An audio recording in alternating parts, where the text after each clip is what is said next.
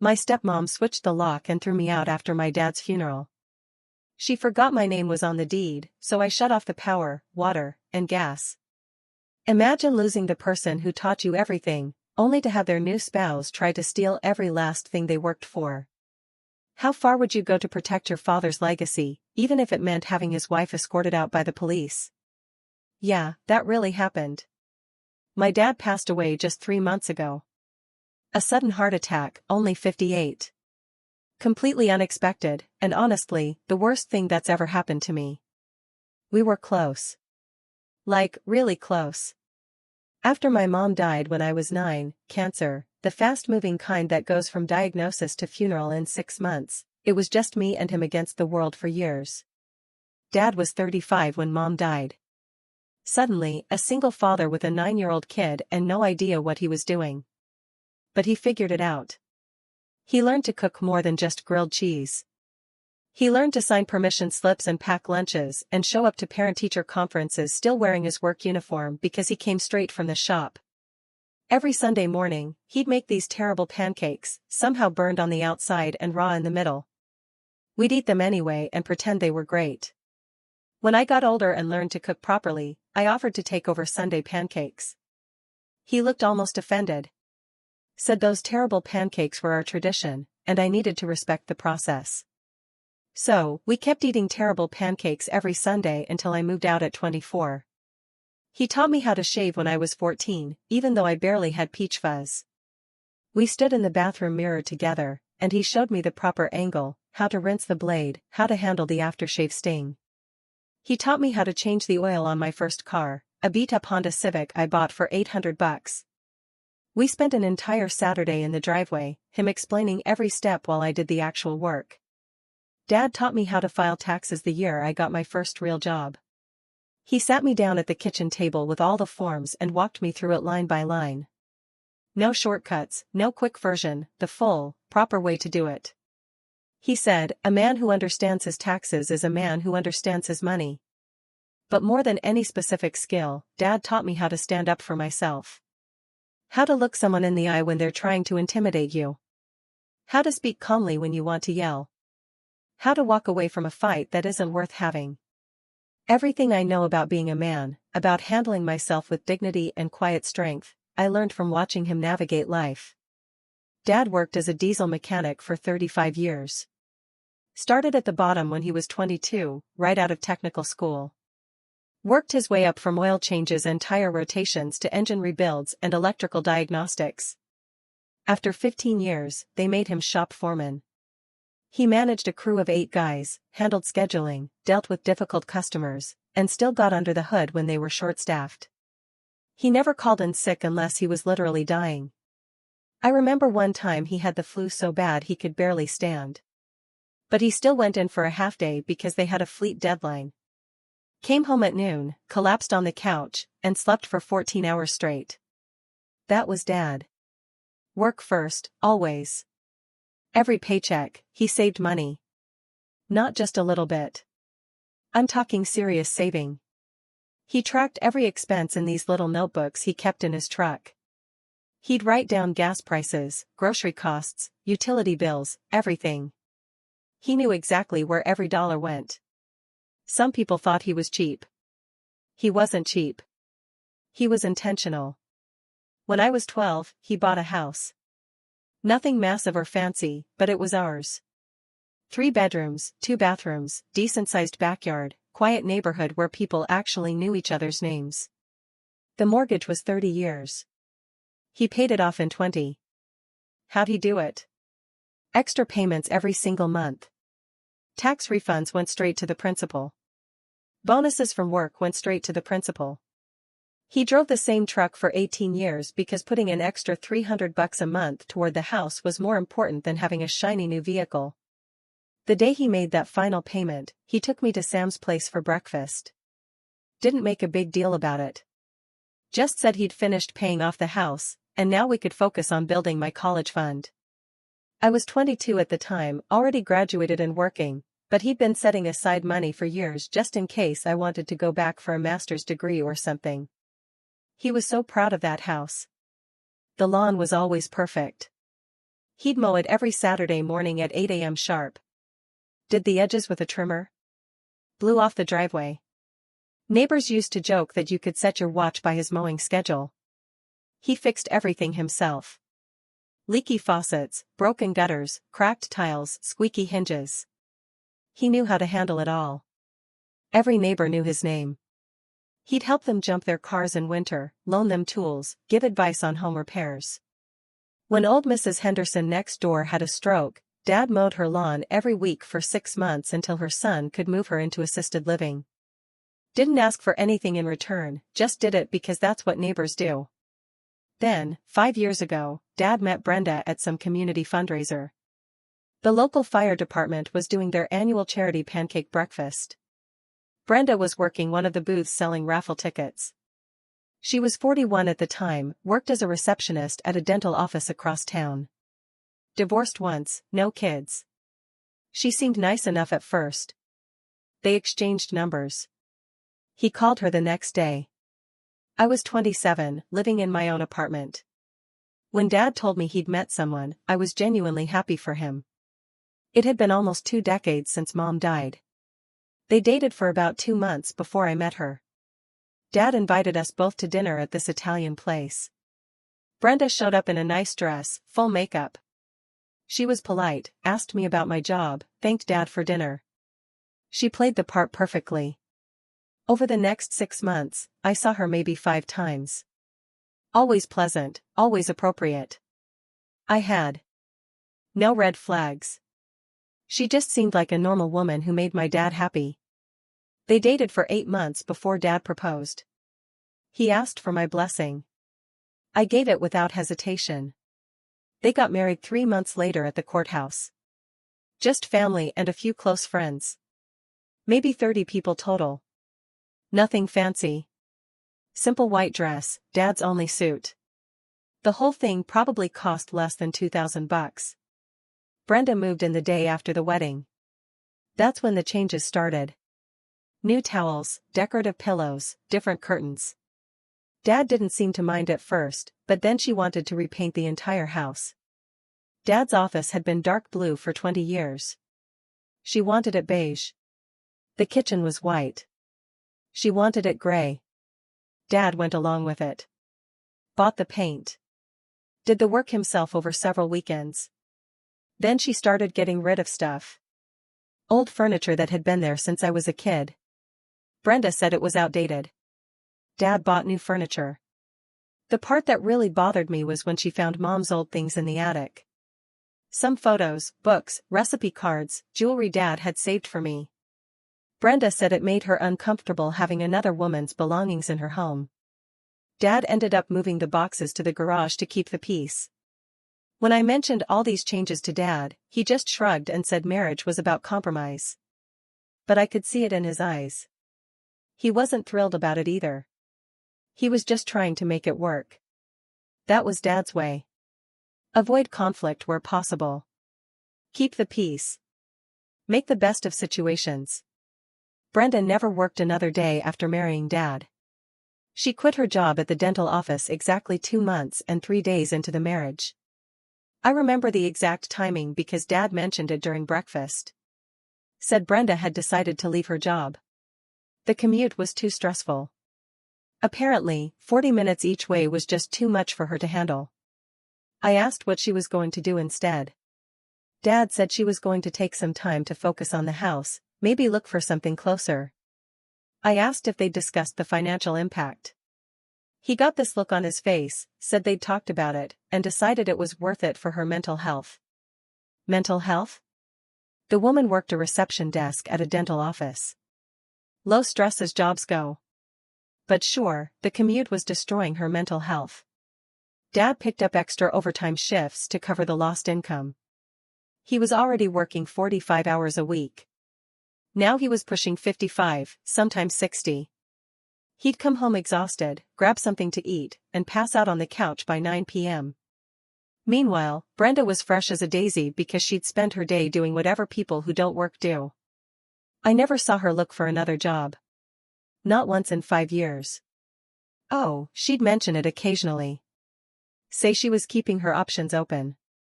Say she was waiting for the right opportunity. Say she was networking with friends.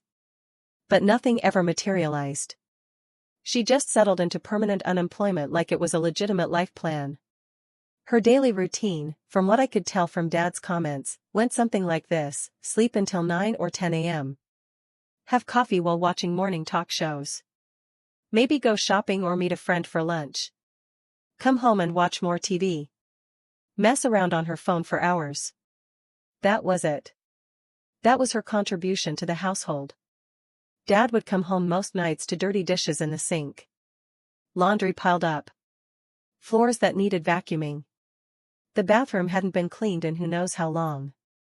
She'd be sitting on the couch in her pajamas, halfway through a reality show marathon, eating takeout she'd ordered with Dad's money.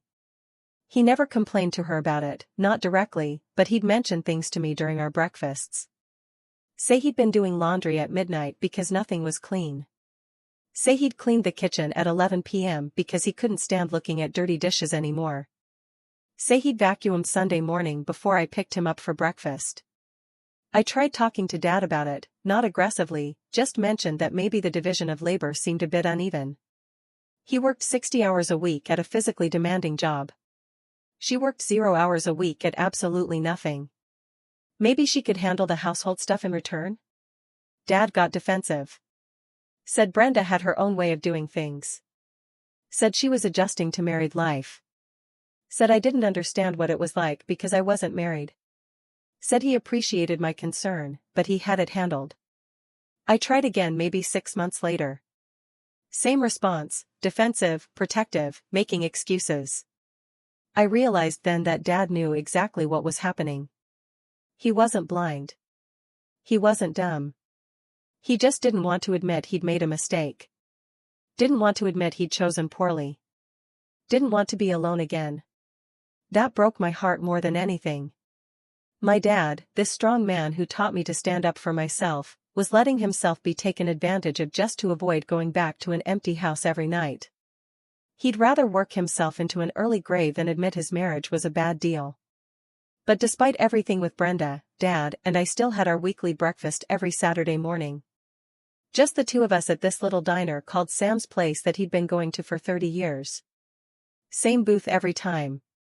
Back left corner, window view. Sam retired about 10 years ago, but his daughter kept the place running. She knew Dad's order by heart: 2 eggs over easy, wheat toast, hash browns, black coffee. Never changed. I'd usually get the Western omelette. We'd sit there for an hour, sometimes 2. Talk about work. I'd tell him about shipping logistics drama, difficult customers, my boss who couldn't make a decision to save his life. He'd tell me about engine problems he'd solved, younger mechanics he was training, customers who thought they knew more than him. We'd talk about sports, both huge football fans. We'd argue about draft picks and coaching decisions and whether our team had any shot at making the playoffs. We'd make predictions, keep track of who'd been right more often. Loser bought breakfast next week. Sometimes we wouldn't talk much at all. Just sit there reading the newspaper or drinking coffee, existing in comfortable silence. Those mornings were sacred. They reminded me that underneath all the Brenda drama, my real dad was still in there. The guy who taught me to throw a football. The guy who stayed up all night with me when I had the flu in 8th grade. The guy who drove 6 hours to help me move into my first apartment even though his back was killing him. Brenda never came to these breakfasts. Said she wasn't a morning person. Couldn't possibly function before 10 a.m. Which was fine with me. Those mornings were ours. Father and son. The way it had been for 23 years before she came along. I never spoke badly about Brenda during these breakfasts. Never criticized her directly. Dad didn't need me piling on when he was clearly aware of the situation. But I'd ask how he was doing, how he was feeling, if he was happy. He'd always say he was fine, that everything was fine, that I shouldn't worry about him. But I could see the tiredness in his eyes that wasn't there 5 years ago. Could see him moving a little slower, looking a little older than he should at 58. The overtime was grinding him down. The lack of support at home was wearing on him. But he'd chosen this path, and he wasn't the type to complain or back out. About 2 years into their marriage, Dad did something smart. Something that would end up saving my inheritance and honoring his true wishes. He updated his will. It was a Saturday morning, late September. We'd just finished breakfast at Sam's place. I was getting ready to leave when Dad asked if I had an extra hour. Said he wanted to talk to me about something important. My stomach dropped. Important talks with Dad usually meant bad news, health problems, job troubles, marriage issues. We sat back down. Dad ordered another coffee. He pulled out a manila folder from his truck and slid it across the table. Inside were documents from an estate planning lawyer's office. A new will. Trust documents. Beneficiary forms. He explained everything methodically. The way he explained how to change brake pads or file taxes, step by step, clear and detailed. The house would go to me. Full ownership, no strings attached. Brenda would have the right to live there for 6 months after his death to give her time to figure things out. But after that, the property was mine to do with as I wanted. She couldn't sell it, couldn't mortgage it, couldn't claim any ownership stake. His truck, a 2015 Ford F-150 he bought new and maintained perfectly, would go to me. He knew I'd take care of it the way he did. His retirement accounts, built up over 35 years of steady contributions and careful investing, would go to me. He had about $340,000 in his 401k. Not a fortune, but a solid nest egg for someone who'd never made more than $70,000 a year. His life insurance policy, a $200,000 term policy he'd kept since I was born, would be split. Brenda would get $25,000 as a one-time payment to help her get on her feet. The remaining $175,000 would go to me. He'd also set up a small checking account with about $15,000 that would go directly to me for estate expenses, funeral costs, probate fees, lawyer fees, whatever was needed to handle everything properly. The most important part? He named me as the executor of his estate. Full authority to manage everything, distribute assets according to the will, pay off any remaining debts, handle all the paperwork, close accounts, transfer titles, everything. I asked him why he was doing this now, why the sudden urgency. He was only 56, healthy, as far as I knew. No major health problems. Dad took a long drink of his coffee, stared out the window for a minute, then looked me straight in the eye. Said he'd been thinking about mortality a lot lately. Guys he worked with were having heart attacks, getting diagnosed with cancer, dropping dead with no warning. He'd seen 3 co-workers die in the past year. Made him realize he needed to get his affairs in order. Then he said something I'll never forget. He said Brenda was his companion, his wife, and he cared about her. But I was his son, his blood, his legacy. Everything he'd built in his life was meant to go to me.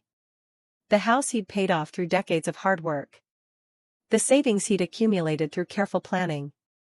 The life insurance he'd paid premiums on for 32 years. He said Brenda would be taken care of with the $25,000. That was more than generous for someone who'd been in his life for only 2 years and contributed nothing financially to the household. She could use that money to start fresh, get an apartment, build her own life. But everything else was mine because I'd earned it. Not through money, but through being his son. Through all the years it was just us against the world. Through every Sunday pancake, every Saturday breakfast, every life lesson, every shared memory, I was his real family. Everything else was just temporary companionship. I got emotional right there in the booth. Tried to play it off, but my eyes were wet. Dad reached across the table and grabbed my shoulder. Said he was proud of me. Proud of the man I'd become. Proud that I'd turned out honest and strong and capable. Said he trusted me to handle his estate properly when the time came. I asked if Brenda knew about any of this. He said no. Said it would just cause unnecessary drama and fighting while he was alive. He'd rather avoid that conflict and deal with it when it actually mattered. He asked me to keep it quiet, not tell anyone, not mention it to Brenda if we ever talked. Just keep the information to myself until it was needed. I agreed. It was his decision to make. His estate to plan. His life to live how he saw fit. We went to the lawyer's office the following Tuesday. A guy named Robert Chen, who specialized in estate planning. Nice office, professional staff, clearly knew his stuff. We spent 2 hours going over everything, making sure every document was proper, every signature was witnessed, every form was notarized. Robert explained Washington state law regarding estates, wills, and spousal rights. Confirmed that Dad's approach was completely legal. A spouse can't automatically claim everything just because they're married. The deceased's will takes precedence as long as it's properly executed and doesn't violate specific legal protections. In Washington, a surviving spouse is entitled to a certain percentage of community property. But Dad's house was purchased before the marriage. His retirement accounts were built before the marriage. The truck was purchased before the marriage. These were separate property, not community property. Therefore, he could leave them to whoever he wanted. The life insurance policy was a bit different since he'd paid some premiums during the marriage, but because he was leaving Brenda the $25,000, no court would see that as him leaving her destitute. It was a reasonable provision for a spouse of 2 years. Robert filed everything with the county. Original will went into Dad's fire safe at home. I got certified copies of everything. The estate plan was official and legally binding. Dad made one more request before we left the lawyer's office. He asked Robert to include a letter of instruction with the will. Not legally binding, just a personal message explaining his decisions in case there were questions or challenges after his death. The letter explained that he loved Brenda and hoped the money he left her would help her build a good life. But his primary responsibility was to his son, his flesh and blood, the person who'd been there through everything. He hoped everyone would respect his wishes and handle the transition peacefully. We left the lawyer's office and went to lunch. Didn't talk about the will anymore. Just had burgers and talked about football. Dad seemed lighter somehow, like a weight had been lifted. He'd done his duty. Taking care of the future. Protected what mattered most. That conversation happened 3 years before he died. During those 3 years, nothing changed in terms of his and Brenda's relationship. She still didn't work. Still didn't clean. Still treated his house like her personal shopping mall to redecorate whenever she felt like it.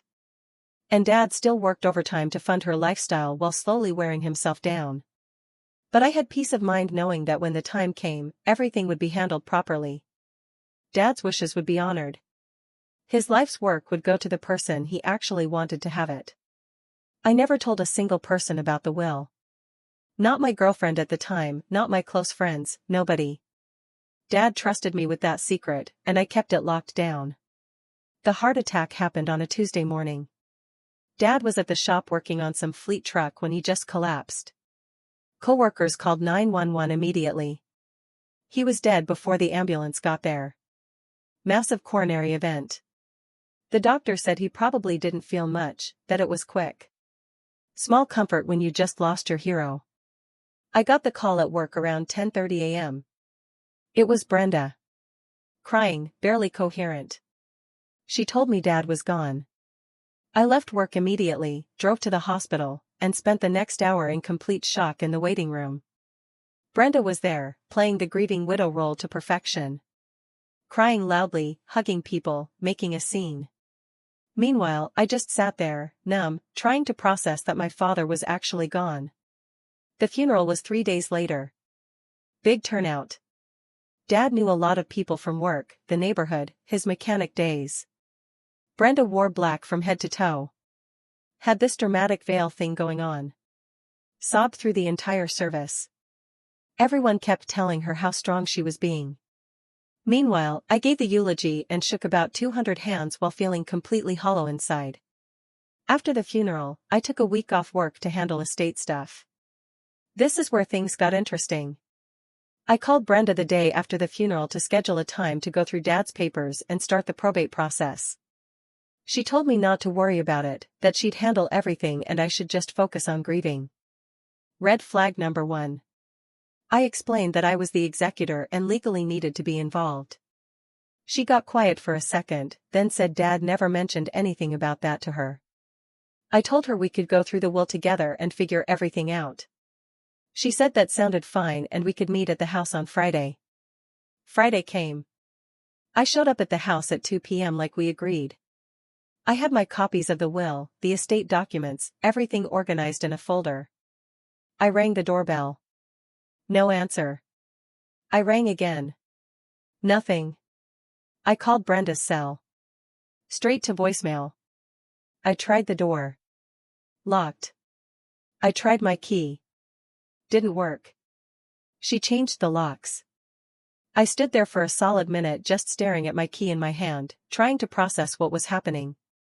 This woman had changed the locks on my dead father's house less than a week after his funeral. The house that I legally owned according to his will. The house where I grew up. She locked me out of my own property. I called her again, voicemail. I texted her, no response. I walked around the house checking windows. Everything was locked tight. Her car was in the driveway, so I knew she was home. She was just ignoring me. I sat in my truck in the driveway for about 20 minutes, running through my options. I could call the police, but without being able to prove ownership right now, that might not go anywhere. I could get a lawyer involved, but that would take time and money. Or I could handle this myself. See, what Brenda forgot in her little power play was that I wasn't just some random person. I was the executor. I had legal authority over this estate. And more importantly, I had copies of every important document, including the deed to the house, all the utility account information, and access to Dad's financial accounts since I was listed as a beneficiary and executor. I drove home and spent the evening making a plan. Dad taught me that when someone disrespects you, you don't get mad. You get methodical. You think it through, and you handle it properly. First thing Saturday morning, I went to the county clerk's office. Brought my copy of Dad's death certificate, the will, my executor documents, and my ID. Filed everything official, got certified copies made.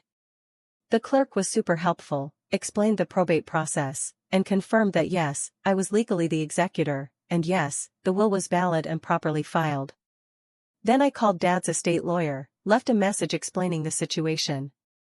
He called back Monday morning, said what Brenda did was potentially illegal, depending on how we wanted to play it, and that we should schedule a meeting to discuss options. We set it for Wednesday, but I wasn't waiting until Wednesday to make my move. Monday afternoon, I started making phone calls. First call was to the electric company.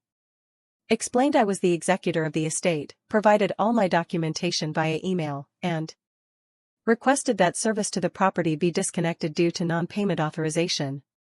See, Brenda wasn't on the account. Dad's name was on everything, and as executor, I had authority to make changes. The rep was sympathetic, verified everything, and scheduled disconnection for Wednesday morning. Second call was to the water company. Same process, provided documentation, explained the situation, requested disconnection. They were actually more helpful than the electric company. Said they could have someone out there Tuesday afternoon. Third call was to the gas company. At this point, I had the routine down. Documentation sent, executive authority verified, disconnection scheduled for Tuesday morning. I want to be clear here. I wasn't doing this to be petty. I was doing this because Brenda had locked me out of my own property and refused to communicate. She wanted to play games. Fine. But she forgot that I held all the cards. Tuesday morning came and went. Gas disconnected.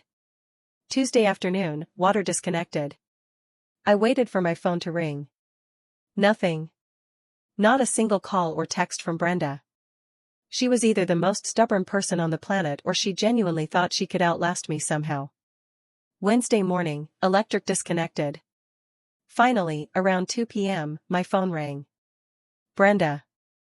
I let it go to voicemail. She called again immediately. Voicemail again. Then she started texting. The power is out. Why is the water not working? Did you do this? Call me right now. This is your father's house. You have no right. I didn't respond. Just screenshotted every message and forwarded them to the estate lawyer. He called me an hour later, laughing. Said Brenda had also called him, threatening legal action against me.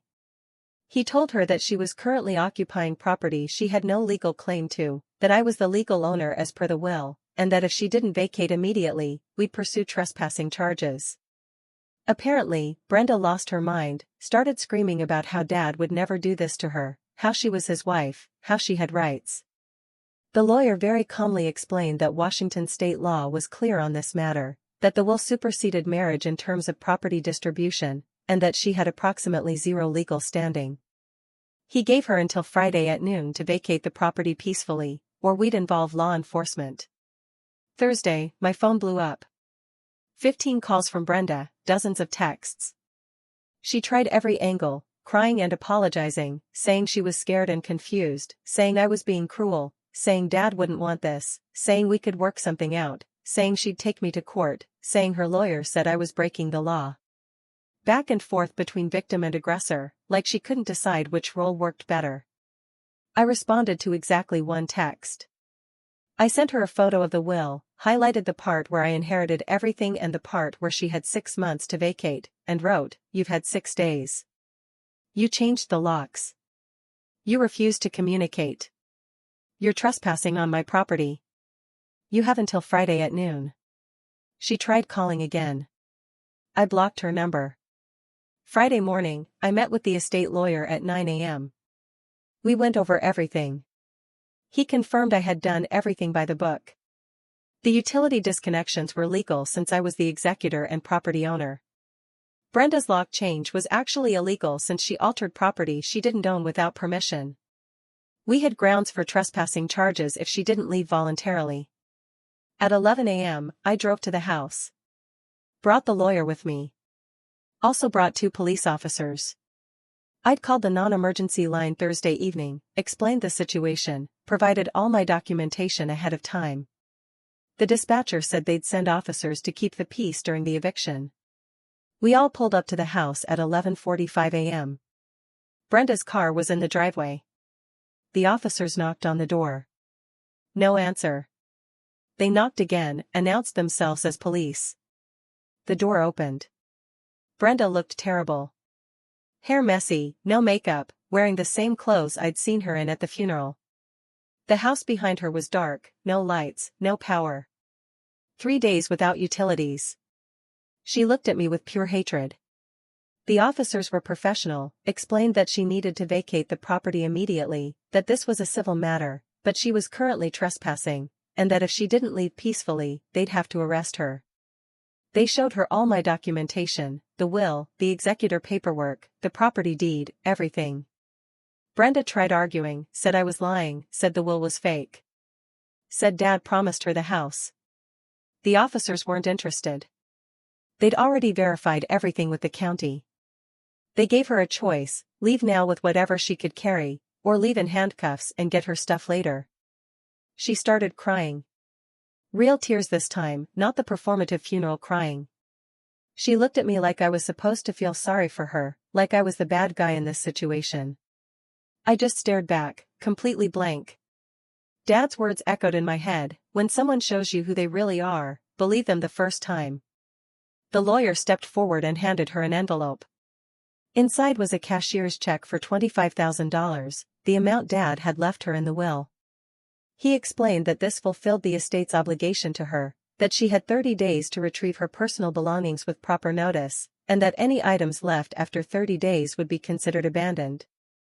Brenda took the envelope, looked at the check, and something in her just broke. She stopped crying, stopped arguing, just kind of deflated. She grabbed her purse and her phone charger and walked out the door. Didn't say a word. Got in her car and drove away. The officers asked if I wanted them to help me change the locks. I said I'd already called a locksmith who was on his way. They took a final report, gave me a case number for my records, and left. The whole thing took maybe 40 minutes.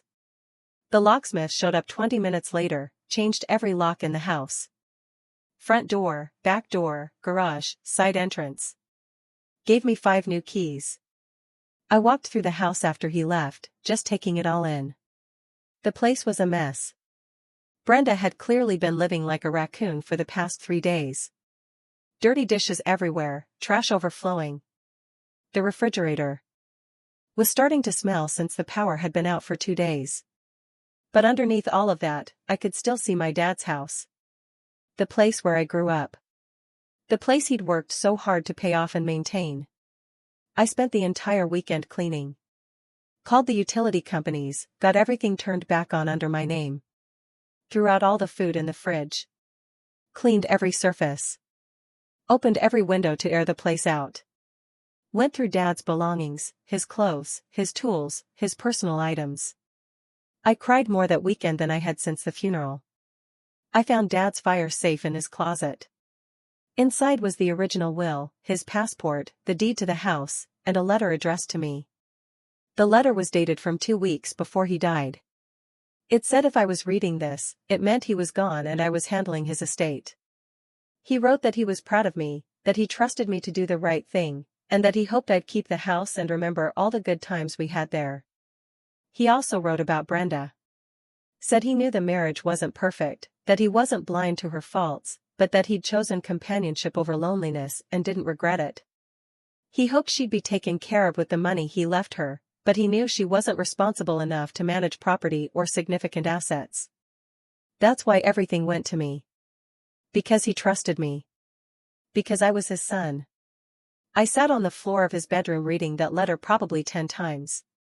Then I put it back in the safe for safekeeping. Over the next few weeks, I handled all the probate stuff. It took about 2 months total to get everything finalized. The house officially transferred to me. Dad's retirement accounts got distributed. Life insurance paid out. Everything went exactly according to the will. Brenda tried contacting me a few more times over the next couple weeks. Left voicemails saying she needed more time to get her stuff. Sent texts asking if we could talk. Even tried showing up at my work once, but security didn't let her pass the front desk. I had the lawyer handle all communication. We scheduled 3 separate appointments for her to retrieve her belongings. She showed up to one of them with her sister, grabbed some clothes and personal items, spent maybe 30 minutes in the house, and left. The other 2 appointments, she just didn't show up for. Everything else she left behind, furniture she bought, decorations, kitchen stuff, clothes in the closet. I ended up donating after the 30-day window closed. Called a local charity. They sent a truck. Took everything. I kept receipts for the tax deduction. I heard through the neighborhood grapevine that she moved in with her sister 2 towns over. Apparently told everyone I'd stolen her house and left her homeless. Some people believed her. Most people who actually knew Dad didn't buy it for a second. I decided to keep Dad's house. Took about 3 months to fully move in and make it mine. Got rid of all of Brenda's changes. Repainted walls back to Dad's colors. Put his favorite recliner back in the living room. Hung up old family photos. Turned it back into the home I remembered. I still live here now, 6 months later. Every morning I have coffee in the kitchen where Dad taught me how to scramble eggs. Every evening I sit on the back porch where we used to watch football games. The house is paid off, so my only expenses are utilities and property tax. I'm able to save a ton of money now. Some people might think what I did to Brenda was harsh, that cutting off utilities was extreme, that I should have been more understanding. But she showed her true colors the second Dad died, changed the locks, and tried to steal what wasn't hers. Dad taught me to stand up for myself, to handle my business properly. That's exactly what I did. I followed the law. I executed his will. I protected what he worked his entire life to build. If Brenda had approached this differently, maybe I would have given her more time. But she made her choice. She chose to be greedy. She chose to dishonor Dad's memory. So, I responded the only way that made sense, swift, legal, and final. The last time I saw Brenda was about 2 months ago at the grocery store. She saw me, turned white, and literally abandoned her cart. Just left the store. I finished my shopping, went home, and started planning my next moves. Week 1 after the eviction, I had a professional cleaning crew come through. The place was disgusting. They deep cleaned everything. Cost me $600, but it was worth it. Week 2, I started moving my stuff in, brought over furniture, piece by piece, started setting up each room the way I wanted it. Week 3, I went through all of Dad's belongings, kept what mattered, his work boots, favorite shirts, his tools, the photo albums, donated the rest. Found his fire safe in the bedroom closet.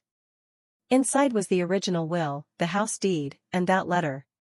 Also found about $3,000 in cash, Dad's emergency fund. I used it to cover moving expenses. By week 6, the house was fully mine. Everything transferred, all accounts closed, all paperwork filed. The probate wrapped up faster than expected. The lawyer said it was one of the cleanest estates he'd handled in years. I kept Dad's truck. 140,000 miles, but it ran perfectly. Sold my old sedan and started driving it daily. The retirement money, about $340,000 after taxes, I rolled into my own accounts. Didn't touch it. The life insurance money, $175,000, I used to pay off my student loans, build an emergency fund, and invest the rest. 2 months after moving in, I got a letter from Brenda's lawyer threatening to contest the will, claiming Dad promised her the house verbally, claiming she was entitled to more. I forwarded everything to my estate lawyer. He sent back a response that basically said, "Bring it on." Never heard from her lawyer again. 3 months in, I ran into one of Brenda's friends at the hardware store, a woman named Patricia, who wanted to know my side of the story. Said Brenda had been telling everyone I'd forged the will. I told her the truth. Dad made his will 3 years before he died with a professional lawyer. Everything was legal and documented. If Brenda told people otherwise, that was her problem. 4 months in, I started making real improvements. Fixed the leaky faucet Dad never got around to. Replaced the old water heater. Upgraded the electrical panel in the garage. I also started hosting barbecues. Like Dad used to. Had the neighbors over. They ate burgers and told stories about him. Felt good keeping his memory alive that way. 5 months in, Mrs. Patterson said she'd seen Brenda drive by the house twice that week. I installed a security camera system just in case she tried anything stupid. 6 months after Dad's death, I had the house exactly how I wanted it. My stuff mixed with his. New improvements mixed with old memories. I still go to Sam's place every Saturday morning. Same booth. Western omelets. Read the newspaper. Sometimes I imagine Dad sitting across from me. The house is worth about $420,000. No mortgage. Combined with everything else, Dad left me close to $1 million in total assets. Not bad for a diesel mechanic who never made more than $70,000 a year. I could sell tomorrow and pocket the cash, but I won't. This house represents everything Dad worked for. I'm keeping it and maintaining it the way he did. Last I heard, Brenda's working retail for minimum wage, living with her sister. The $25,000 is probably gone. Meanwhile, I'm living mortgage-free in a paid-off house, building wealth, and honoring my father's memory every day. Dad taught me, you don't get mad, you get methodical, you protect what's yours. That's exactly what I did. So, tell me, what would you have done in my place? Have you ever had to fight to protect the legacy of someone you loved? Share your thoughts in the comments below, I really want to know what you think.